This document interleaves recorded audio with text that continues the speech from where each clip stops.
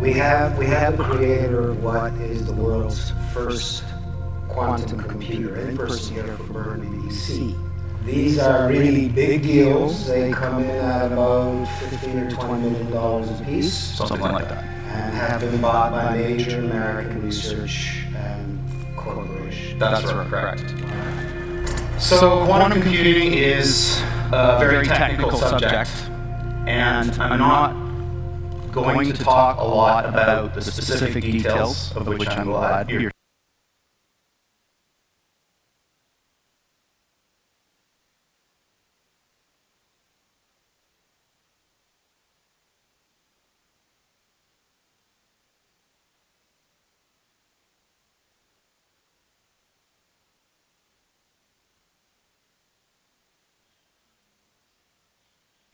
glad.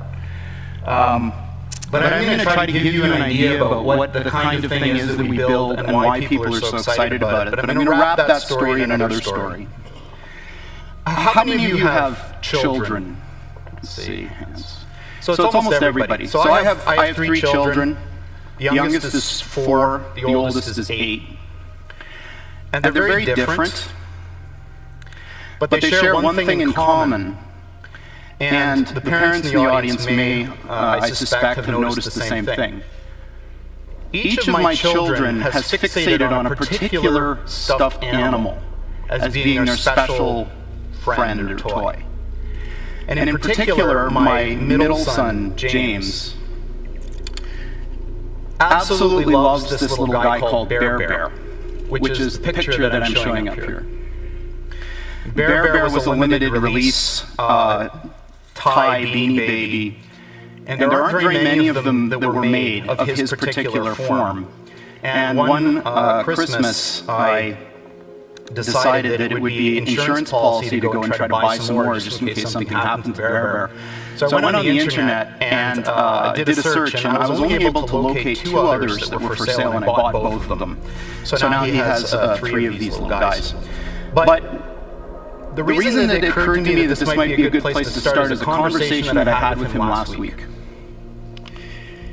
He wanted to sleep with his older brother in his bedroom, and his older brother wouldn't let him. And he was very sad and despondent. He's like, I'm scared, I don't want to sleep by myself. And I said, well, you got Bear. And he said to me, Bear isn't real. And so I found this very intensely distressing for a variety of reasons that maybe you'll understand when I go through this. And I assured him that Bear was as real as anything else in the world. And he said, but he can't speak and he can't move. And so I said, well, what you really mean is he's not alive. And he said, yes, that's what I mean. So for very young children, the sense of being real and the sense of being alive are somehow connected. And I'm going to circle back to this point at the end. But before I do that, I'm going to tell you a little bit about quantum computers and why people care so much about them. There are literally tens of thousands of some of the brightest people in the world today trying to build these machines and understand them. And I'm going to tell you why. In my last 15 years of working on this type of stuff, I found that scientists divide up into 2 categories of zealots about this field. The first half are people who are absolutely entranced by the physics of these things. This quote is from a respectable scientist, in fact one of the founders of this field, that may look a little strange to you who don't follow theoretical physics, but there is a very clear prediction that our most successful theory of nature makes, and that is that there are an enormous number, mind-bogglingly large number, of parallel realities, as real as this one, that have different consistent histories. So imagine a world where all the laws of physics as we know them are obeyed, but different decisions were made along the way. Different decisions at the level of tiny microscopic particles, different decisions all the way up to what you chose to eat for lunch, and whether you chose to come to the session or not. Quantum mechanics makes a very specific prediction that all of those are as real as the thing that you remember. And this is bizarre, because we don't see those other things. But science has reached the point now where we can build machines that exploit those other worlds. And quantum computers are perhaps the most exciting of all of these, that we have within, or almost within our grasp right now. So people from a physics background love this. They want to understand the world. They want to understand the universe, how it all works. There's another type of person who tends to come from the computer science side that's like, yeah, okay, that's all great. But there's a different thing going on here, which is just as exciting, if not more, and that these machines that supposedly can do this wild stuff, let's forget about how they work, if you could build one, could solve problems that you could never, ever solve with any computer of the sort that we build. If you took every single atom of silicon in the world and made the most sophisticated conventional Intel-style processor that you could build, there are problems we know of that I could write down on a sheet of paper that you could never, ever, ever solve with that thing, that you could with this kind of machine. So that's very exciting. Humans use tools to do things. If you give humans a new kind of tool that can do things that you couldn't otherwise do, imagine the possibilities. So you may think, well, this is all fine and dandy, but aren't these things in the realm of theory and speculation kind of in the same regime as other futuristic things you may have heard of which may be allowed by the laws of physics but aren't here yet? That's not true. There are in fact many of these machines deployed now in openly available research centers following the model that was used to introduce supercomputers to the world. They're too big and ornery and difficult to operate to put in your home, too expensive also, but you can give them to a place which will manage them as a shared resource that will offer that service to the world. And there are two of these now. One of them is at the University of Southern California. And this analogy with flight, I think, is an interesting one. So a horse can beat, or could beat, the initial flight of the Wright brothers' flight in speed. But a plane is not a faster horse. A plane is a different kind of machine. The plane takes advantage of another thing, another resource that nature gives us, this third dimension, in order to do something that matters to people better that you could do with any horse. It doesn't matter how fast you make a horse, it will never fly, at least the kinds of horses that we know about. So these types of computers now are being thought of in the same way. They're not terrifically powerful yet, but they're doing something completely different than what your computer does. And that thing is like flight. It gives these computers access to these new resources, maybe you could call them parallel universes, in order to do something that you couldn't otherwise do. And that's not the only one. In fact, the one I'm going to come back to and talk to in the context of the story that I'm wrapping this in was recently installed at NASA. And Google was the primary interested party that pulled this whole thing together.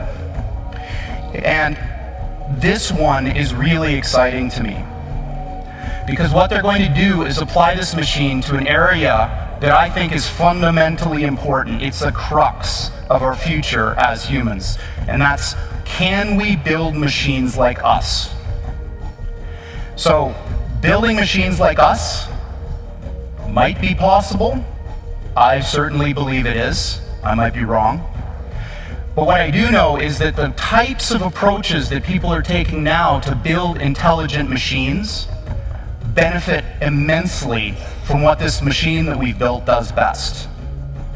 So what this center is about is applying this beautiful new computational idea in the service of trying to make intelligent machines. Now, I can't think of anything personally any cooler than trying to use quantum computers to build intelligent machines, so this is very exciting to me.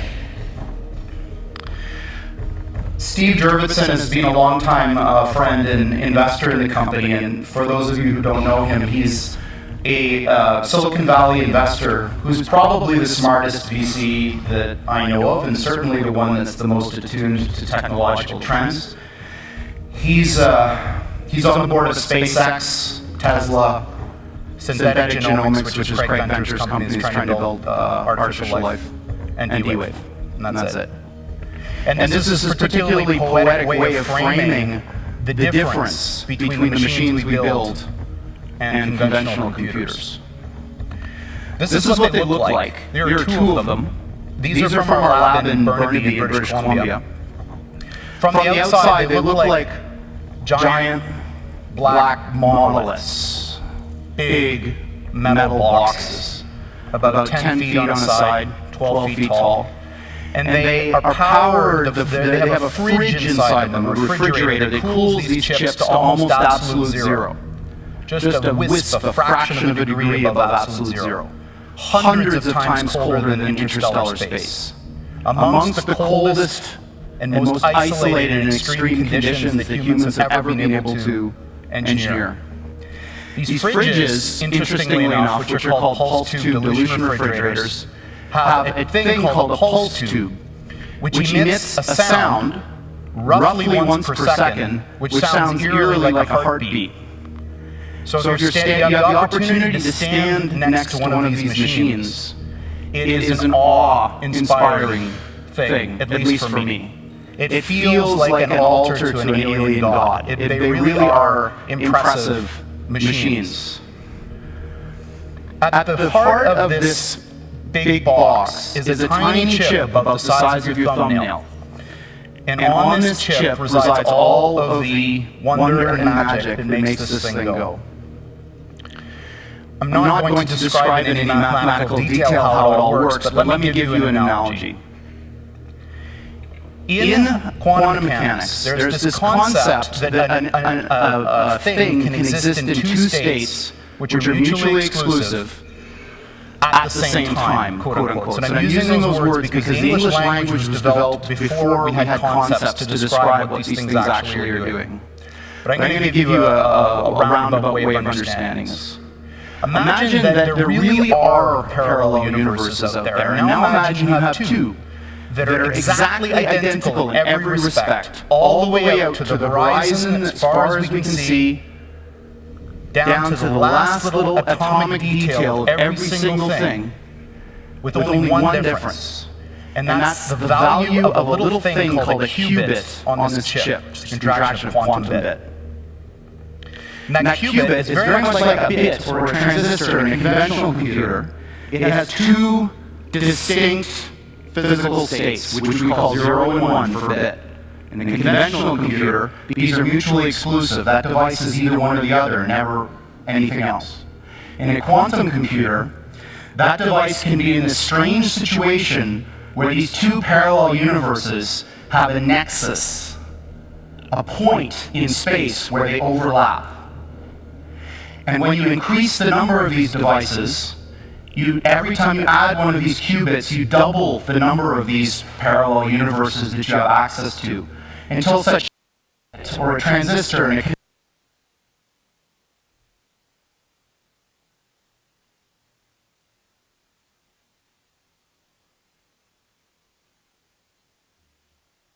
theoretical physicist probably wouldn't use, but this is what I'm telling you is absolutely correct and in line with the way that these things actually work.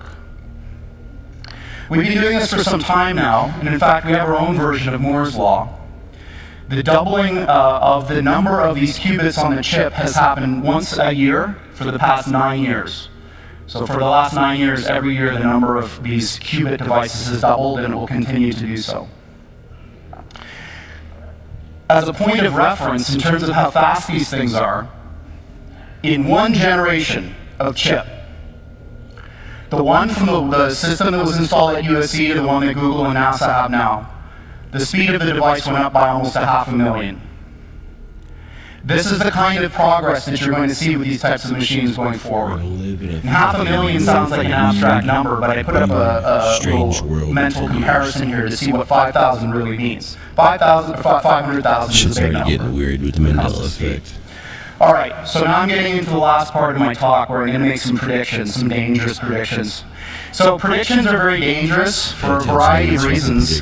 Often they're wrong, which is one. But I think they're important because predictions somehow are our internal desires made manifest. Predictions are about what we want to happen, maybe not what will happen. And I'm going to make 3 predictions, and all of them are dangerous in the sense that they're very unlikely to happen, maybe, but I think that there's a very good chance that they may. As an aside, I just wanted to say that, at least in the Valley, Silicon Valley, and maybe in the United States in general, there's a very deep feeling of unease about the way technology has been developing. Because we have all of these vast array of very smart people, and what they're doing is crap. They're building things that cannot last. They're building things that are not important. This is a little bit of a controversial point of view, but I believe it.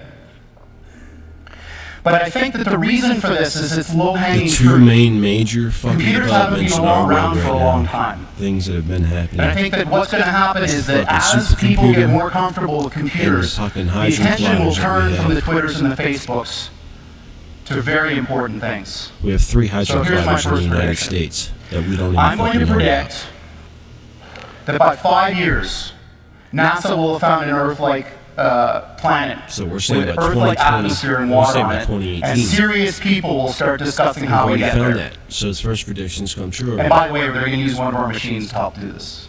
So that's my first prediction. The moon of My second Saturn. prediction What the fuck's it called? is that this business of parallel universes is going to turn out to be very important. Yeah. This picture that I've got under here is what's called a gravitational lens.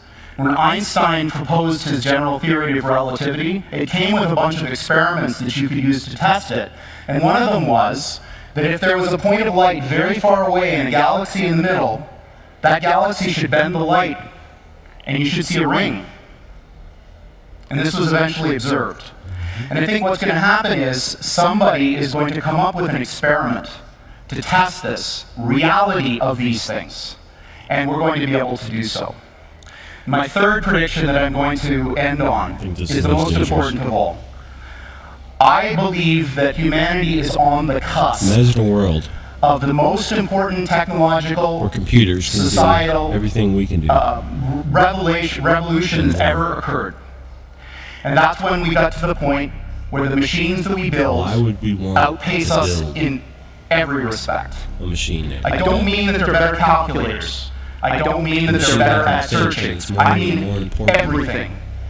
And I think that we're very close. And my prediction is that within 15 years, we will have machines that outpace humans in everything.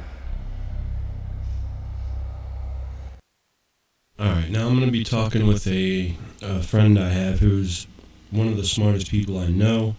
He's an expert in this fucking field. I have an IQ of about 134. This guy makes me feel stupid. So what I'm going to do is I'm going to try to get a hold of him, talk to him about this, about the hydrogen cloud, about antimatter. Come back to you guys.